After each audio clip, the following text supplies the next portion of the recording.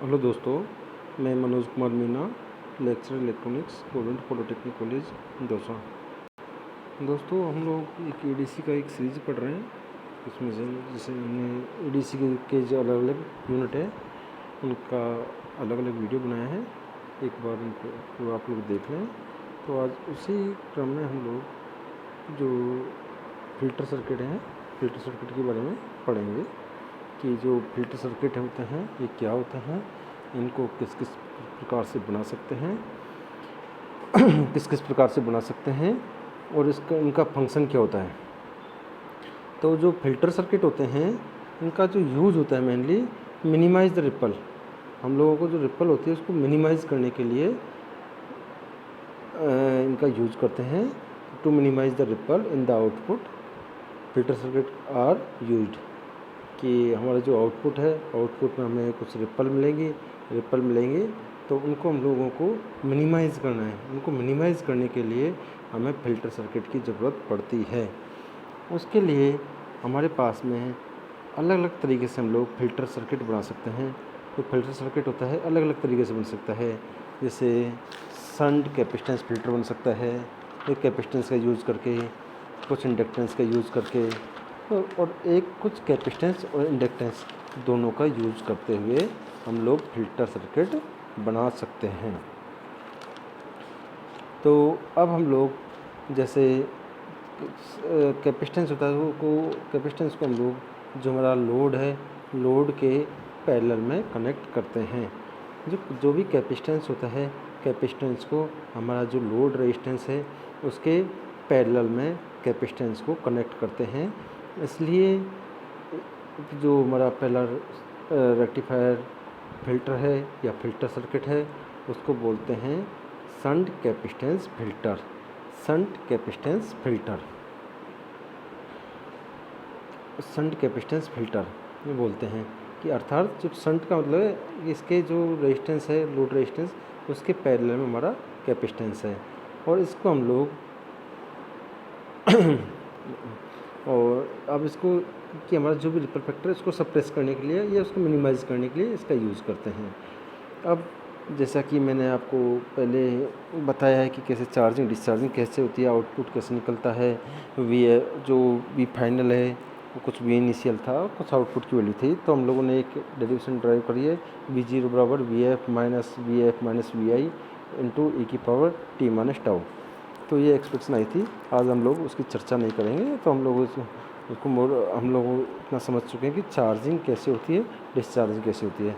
यदि आपको इसमें कोई दिक्कत है तो एक बार जो भी आपका नेटवर्क एनालिसिस जो EL 202 सब्जेक्ट है उसमें एक बार जाकर इसको चेक कर लें। उसमें ये अच्छे से चार्जिंग और डिस्चार्जिंग बताया होगा। तो वहाँ से आप लोग एक बार इस चीज़ को देख लें, उसके बाद इसको देखें। अब हमारा जो शंट कैपेसिटेंस फिल्टर है, दूसरा हमारा सीरीज इंडक्टेंस फिल्टर है। तो हम लोग जो इंडक्टेंस होता है उसको लोड के सीरीज़ में लगाते हैं, इसलिए इसको बोलते हैं सीरीज इंडक्टेंस फिल्टर। और कैपेसिटेंस को लोड के पैरेलल लगा रहे हैं, इसलिए शंट कैपेसिटेंस फिल्टर है और ये सीरीज इंडक्टेंस फिल्टर है। और एक होता है हमारा इसमें दिया हुआ ने पाई फिल्टर में हम लोग कैपेसिटेंस को लोड के पैरेलल में लगाते हैं और उसमें जो इंडक्टेंस होता है इसको सीरीज़ में लगाते हैं। तो इसमें हम लोग दो कैपेसिटेंस का यूज़ करते हैं, कैपेसिटेंस C1 C2 लोड के पैरेलल में लगेंगे और इन दोनों के बीच में एक इंडक्टेंस लग जाएगा। तो एक तरीके से एक पाई की तरह दिख रहा है, तो इसको पाई फिल्टर बोलते हैं, पाई फिल्टर या CLC filter, capacitance inductance capacitance filter. इसी तरीके से एक पाई फिल्टर में एक दूसरा भी बन जाता है CRC फिल्टर, वो होता है कैपेसिटेंस रेजिस्टेंस कैपेसिटेंस फिल्टर। तो अब हम लोग ये जो मेनली जो ये फिल्टर सर्किट होते हैं ये चार्जिंग और डिस्चार्जिंग के ऊपर डिपेंड करता है।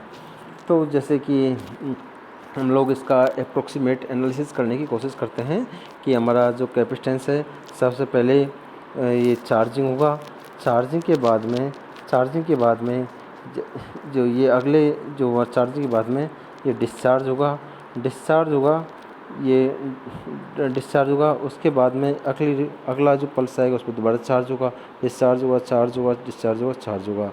तो आउटपुट विदाउट फिल्टर तो हमारा ये नीचे वाला है बिल्कुल, ये हमारा ये फुल वेव रेक्टिफायर है, पूरा में पल्स मिल जाती है। लेकिन विद फुल जो ऊपर वाला दिखाया हुआ मैंने कि इसमें चार्जिंग हुआ, फिर डिस्चार्जिंग हुआ, चार्जिंग हुआ, डिस्चार्जिंग, तो ऊपर वाला चीज़ है ये विद ये हमारा हम लोगों का जो फिल्टर सर्किट के साथ में है। ठीक है, तो अब इसको हम लोग देखते हैं। इसी तरीके से जो अगला फ़िल्टर हमारा उसमें भी चार्जिंग और डिस्चार्जिंग का कॉन्सेप्ट होगा। ये डिस्चार्ज होने से पहले ही चार्ज हो जाता है, तो इसका ऊपर का आउटपुट में ऊपर का इसका पल्स आएगा। इसमें इसका ऊपर चार्ज देखो अच्छे से देखो, इसमें मान लो कि मैं कोई भी फ़िल्टर नहीं लगाता हूँ तो हमारा आउटपुट सिंपल सा जो फुल वेव रेक्टिफायर से मिलता है वही हमारा आउटपुट मिलेगा। लेकिन यदि मैं जो हमारा रेक्टिफायर फ़िल्टर लगाता हूँ उसको मैं अलग अलग तरीके से, जैसे शंट कैपेसिटेंस लगाऊँ या सीरीज इंडक्टेंस लगाऊँ या पाइप फ़िल्टर लगाऊँ, तो हमारा आउटपुट कुछ इस तरीके का मिलेगा कि हमारा कैपेसिटेंस डिस्चार्ज होगा, फिर सबसे पहले चार्ज होगा, उसको डिस्चार्ज होगा, और कंप्लीट डिस्चार्ज होने से पहले दोबारा पल्स आएगी, उसको दोबारा चार्ज कर देगी, उसको डिस्चार्ज होगा, फिर दोबारा चार्ज कर देगी, डिस्चार्ज होगा, दोबारा चार्ज कर देगी। इस तरीके से हमारा ये पूरा आउटपुट हम लोगों को मिलता जाएगा। अब ये हमारा आउटपुट हम लोगों को मिल रहा है। तो अब हम लोग इसको एक बार देखते हैं इसको कि हमारा ये रेक्टिफायर फ़िल्टर है, इसका काम क्या है और क्या होता है। This is the later stage of rectifier. जो हमारा रेक्टिफायर है हमारा फुल रेक्टिफायर, उसके बाद में हम लोग रेक्टिफायर फ़िल्टर को कनेक्ट करते हैं। Rectifier filter are use to suppress ripple component. ये मैं आपको पहले ही बता चुका हूँ कि जो भी हमारा रिपल कंपोनेंट हैं उनको सप्रेस करने के लिए हमें रेक्टिफायर फ़िल्टर की ज़रूरत पड़ती है। और ये 3 टाइप के होते हैं। तो पहला है सीरीज शंट कैपेसिटेंस फ़िल्टर। इसमें हम लोग जो हमारा लोड रेजिस्टेंस है उसके पैरेलल में एक कैपेसिटेंस लगा देंगे तो शंट कैपेसिटेंस फ़िल्टर हो जाएगा। दूसरा सीरीज इंडक्टेंस, उसमें इंडक्टेंस के सीरीज़ में हम लोग एक रेजिस्टेंस, जो लोड रेजिस्टेंस है उसके सीरीज़ में एक इंडक्टेंस लगाएंगे। और दूसरा जो पाइप फ़िल्टर, उसके बारे में मैंने बताई थी आपको कि उसको CLC या CRC बोलते हैं, कि हमारा कैपेसिटेंस शंट में हो जाएगा और इंडक्टेंस हमारा सीरीज में हो जाएगा। अब हमारा जो आउटपुट है, आउटपुट हमारा ये रेक्टिफायर के साथ में कुछ इस टाइप का आएगा और रेक्टिफायर के साथ इस टाइप का आएगा, लेकिन रेक्टिफायर फ़िल्टर के साथ में हमारा नीचे वाला आएगा। ये क्यों आएगा? This comes because capacitance does not want to leave the voltage and take some time to leave the voltage, hence this appear. Since gamma is low, hence over m of low ripple are nearly zero ripple has been achieved. तो हमारा ये इस type का output आ जाएगा कि हमारे charging discharging के हिसाब से ये आउटपुट है।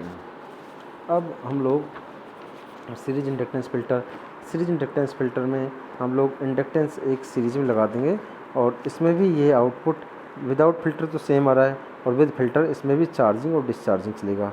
और इसका कोई टाइम पीरियड है कि टी टाउ बराबर जो charging time discharging time T बराबर RC, इसका जो टाइम होगा L/R। इसका जो टाउ होता है टाउ जो हमारा शंट कैपेसिटेंस होता है उसका RLC हो जाएगा और ये टाउ जो सीरीज इंडक्टेंस फ़िल्टर है उसका L/RC हो जाएगा। इस तरीके अब हम लोग इनके बीच में, दोनों के बीच में कंपैरिजन कर लेते हैं, comparison between shunt capacitance and series inductance filter. अब हम लोगों ने इसका कंपैरिजन किया। जो टाइम कांस्टेंट है, जो हमारा टाइम कांस्टेंट है, जो टाउ था, वो current reaches 63% of final value. जो 63% फाइनल वैल्यू पहुँचता है उसको बोलते हैं टाइम कांस्टेंट है। तो higher the time TS better the filter. जिसका टाइम पीरियड जितना अच्छा होगा वो उतना बेटर फ़िल्टर होगा। तो shunt for capacitance filter RLC हो जाएगा, इसका जो टाइम कांस्टेंट है RLC होगा, और सीरीज़ के वाले का, सीरीज इंडक्टेंस का L/RC होगा। अब हम लोग मान लो हम लोग जानते हैं कि हमारा फ्रिक्वेंसी होता है वो 1/√LC होता है। तो यूनिट ऑफ LC होगा टाइम स्क्वायर।